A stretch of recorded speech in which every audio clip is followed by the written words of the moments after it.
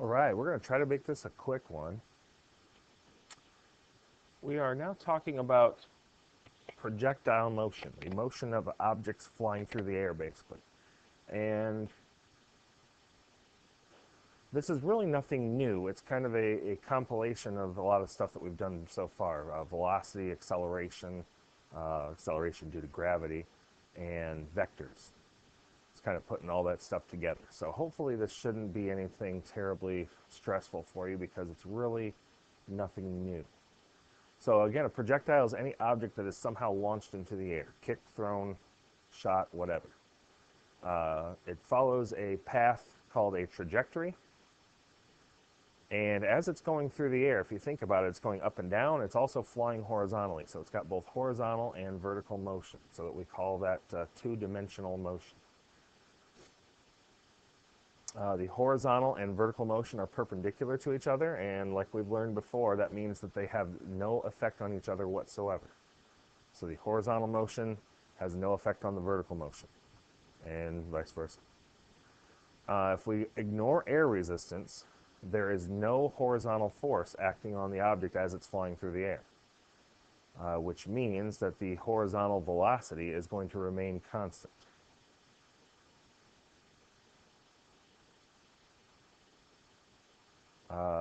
Vertically, as it's going up and down, it's being accelerated by gravity.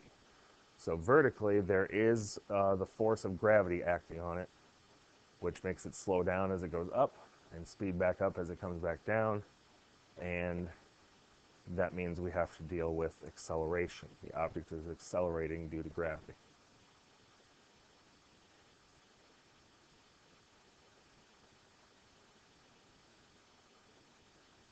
So, in terms of equations, Vx is constant. I just lost all my controls again, so.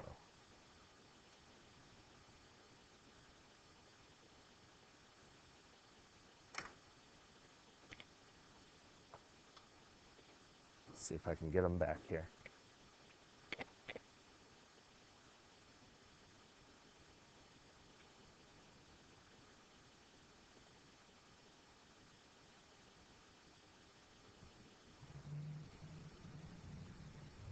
There we are. So again, the horizontal velocity is constant.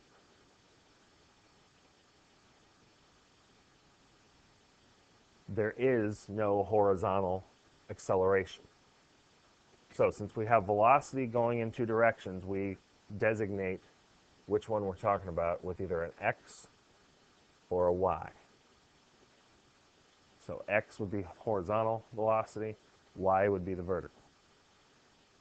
Same thing with acceleration. Ax represents horizontal acceleration. There is none because, again, there's no forces acting horizontally. So that means that the final horizontal velocity is the same as the initial horizontal velocity. And as far as horizontal displacements go, as far as horizontal motion goes, how far the object flies, horizontally, how far it moves horizontally, is going to be equal to the horizontal velocity multiplied by the time that it's in the air. It's just simple d equals v times t. So now we're calling, instead of d, since we have motion in two dimensions, we have x and we have y. So x stands for horizontal displacement, y stands for vertical displacement. Vertically, again, the object is being accelerated by gravity, so we can take all of our old equations for displacement with something that's undergoing constant acceleration and put them in terms of vertical motion. So this equation right here should look familiar.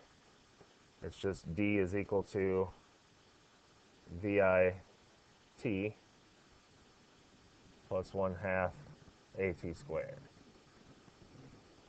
Sorry, that's super sloppy, but my pen isn't working, so I'm trying to use my finger. And then this one down here is just VF equals vi plus at. Have to remember to use -10 for gravity in these situations.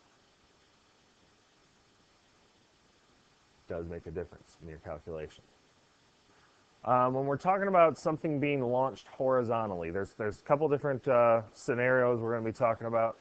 First is something being launched horizontally. So basically you have some sort of horizontal thing like a cliff or a bridge or a building or whatever, and the object is being tossed off of it horizontally. As soon as it leaves the person's hand or whatever, the gun, whatever it is that's launching it horizontally, it will start to accelerate downward because of gravity. So it follows this kind of trajectory. So its initial velocity is horizontal. So the initial velocity is considered to be Vx. Vertically, its initial velocity is 0.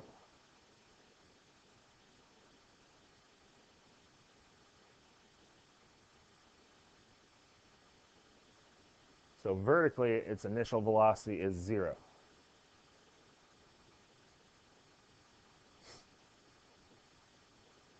And then as it falls, so this would be Vyi. That looks like a divide sign now. I.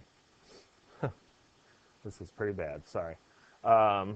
As it falls downward, gravity accelerates it vertically, so at the bottom, it's going to have a different vertical velocity. It's going to be moving faster. Okay? How much time does it take to fall? Well, for that we can use this equation here. And we just need to rearrange it. Since its initial vertical velocity is 0, this part can be canceled out, and y is just equal to 1/2 gt squared. If we rearrange that for t, we multiply both sides by 2 to get rid of the 1/2. We divide both sides by g to get rid of that. And then we would have to square root the whole thing. So time is equal to the square root of 2y over g. 2 times the vertical displacement, how tall the cliff, building, whatever it is that it's been launched off of, divided by gravity.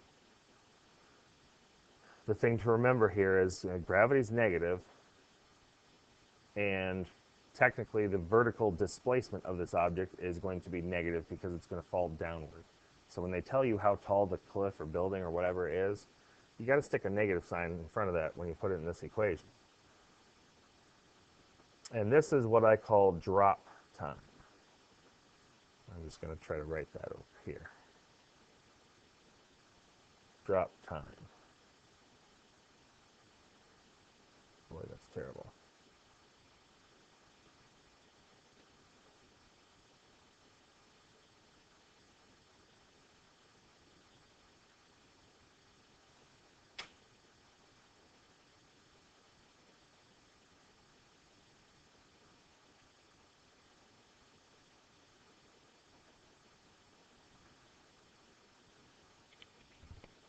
See if I can get one of these pens working.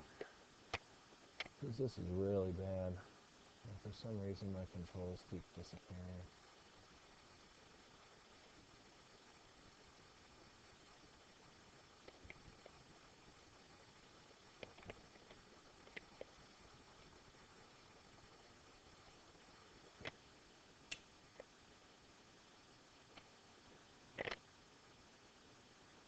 Let's try this again. Oh, much better.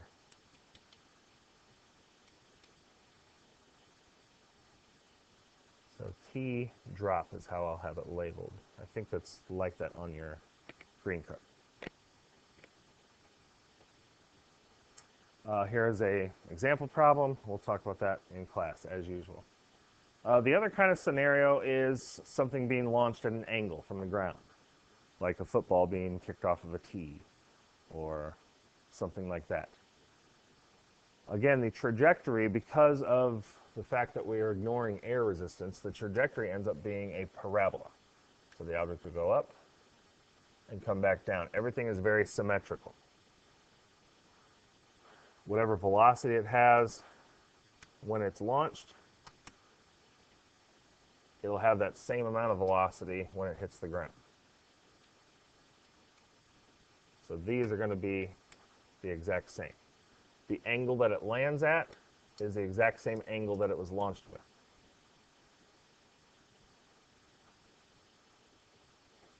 That initial velocity, I'm just going to extend that a little bit so that we can look at it.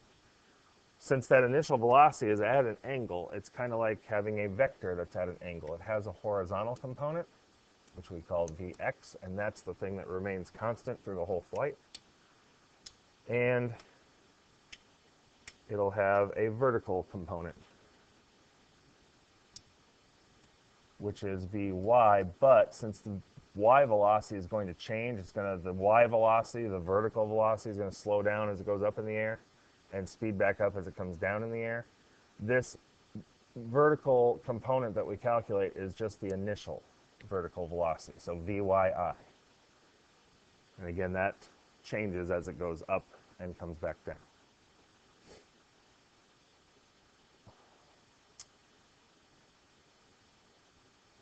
Because of this symmetrical flight, whatever velocity it has right here, for example, it'll have the exact same velocity right here at the very same height when it's coming back down.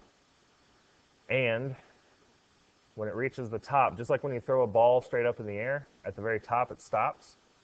So at the very top of this object's trajectory, its Vy would be equal to 0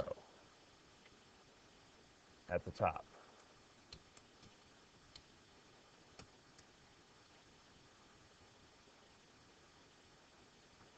Which means that it takes exactly half of the amount of time that it's in the air to reach the top. So if you know how long it takes to reach the top, then you can just double that, and that's how long the object will be in the air. And that's going to lead us to one of our special equations. So when an object's launched at an angle, the horizontal velocity, the horizontal component of its velocity, is the adjacent side to the angle that it's launched at. So it's equal to the velocity at that angle, which we call Vi, times the cosine of the angle. The initial vertical velocity would be the opposite side to that angle. And so we take the initial velocity times the sine of the angle to get that. We know that, again, that object stops at the top. So if we work with this equation here, Vyf is equal to Vyi plus gt. I put a negative sign in here to remind everybody that you need to be using -10 in these equations. So since Vyf at the very top is 0, you substitute a 0 into this equation for Vyf. So 0 is equal to Vyi plus gt, and again, g is negative. So when you subtract gt from both sides, it ends up being positive gt when you rearrange the equation. So Vyi is equal to positive gt. And then if you divide both sides by g to leave t all by itself, you end up with t is equal to Vyi over g. Again, that's how much time it takes to get to the very top, which is exactly half of the amount of time for the whole flight. So if you just double that, multiply everything by 2, then you'd get the time that the object is going to be in the air when it's launched at an angle. So that's this equation right here, 2 times Vyi over g. And this one I call hang time. That would be the equation for hang time.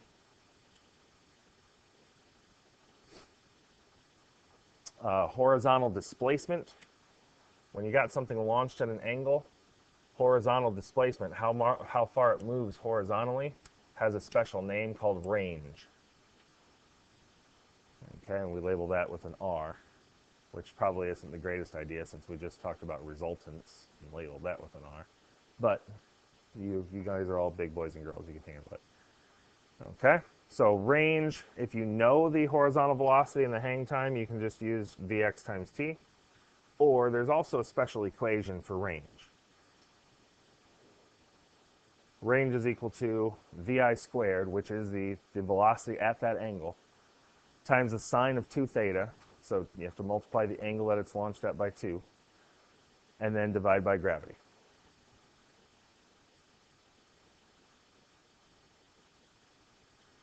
So this just kind of summarizes all the equations. In the x direction is very simple because the velocity doesn't change. Y direction, these should all look pretty familiar because they're the same as our equations for objects with constant acceleration. All right, and that's it. So we have we'll have some example problems that we'll go through in class, and this is pretty much it. So there's only one set of notes for this unit because, like I said, it's really nothing new. So we shall see you in class.